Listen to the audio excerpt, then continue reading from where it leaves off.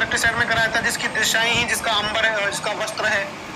तो ऐसे कई सारे इसमें आंसर आ जाते हैं, देखने को मिल जाएंगे। ठीक है, तो कोई भी दिक्कत ना लेंगे मेरे दोस्तों। सभी का स्वागत है, हृदय से स्वागत है सभी का। हाँ जी, आ जाएंगे सब लोग। हाँ जी सर जी, स्लाइड से मत पढ़ाओ। अबे अरे मेरे गोलगप्पा, तुम्हारी इच्छाओं की पूर्तियां तो भगवान भी नहीं कर सकते।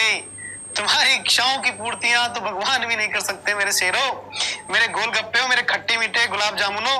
हाँ जी, सभी का स्वागत है, हृदय से स्वागत है। और चलते हैं कंटेंट की तरफ। और कंटेंट बहुत ही विशेष है बेटा, यहाँ पर कंटेंट अत्यंत विशेष है। नोट भी करते रहेंगे साथ में, जिन पर मैं स्टार लगाऊंगा।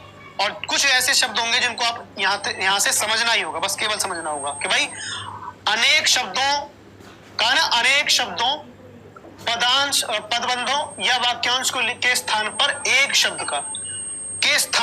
शब्द का प्रयोग यहाँ पर होगा। जैसे अंक का मतलब होता है गोद। गोद में सोने वाला, जो बच्चा गोद में सोता है या कोई व्यक्ति गोद में सोता है तो उसे कहेंगे अंकशायी। अंक यानी कि गोद में सोने वाला, अंकशायी। ठीक है, आगे जो अंडे से जन्म लेता है, बहुत विशेष है बेटा, ये पूछा गया, अंडज कहते हैं इसको। ठीक है, जो अंडे से जन्म लेता है यानी कि पक्षी, चमगादड़ को छोड़कर। ठीक है, आगे चलते हैं। किसी कथा के अंतर्गत आने वाली कोई दूसरी कथा, जैसे रामायण थी, रामायण में सुग्रीव की कथा चल रही थी, और समुद्र की जो कथा थी उसमें जो है समुद्र में 2-3 राक्षस आते हैं रास्ते में, और बीच में अहिल्या की कथा है। इस तरह से जो बीच में छोटी छोटी कथाएं चलती हैं उन्हें कहते हैं अंतः कथा। किसी मूल कथा के बीच में एक छोटी मोटी कथा आ जाती है, उसे कहते हैं। हाँ जी, संज्ञा का नहीं मिला, चलो मिल जाएगा बेटा आज। अच्छा, संज्ञा का याद दिला दिया। ठीक है, वीडियो की क्वालिटी सही नहीं है। अच्छा, क्या दिक्कत आ रही है? बफरिंग आ रही है? हाँ जी, आगे चलते हैं।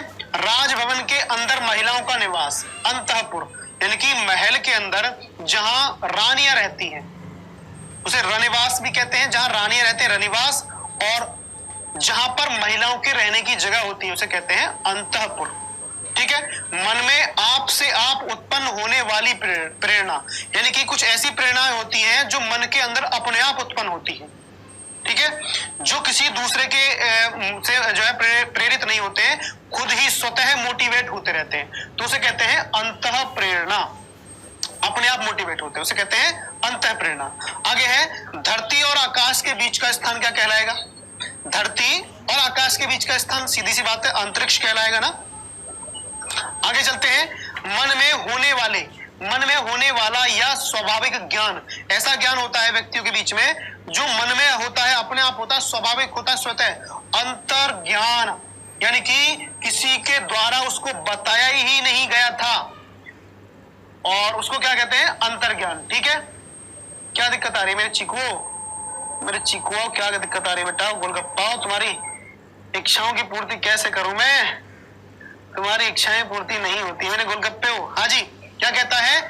मन में होने वाला या स्वाभाविक ज्ञान को कहते हैं बेटा अंतर्ज्ञान। अंतर्ज्ञानी, अंतर्यामी, खुद ही जानने वाला, सब कुछ जानने वाला, अंतर्यामी।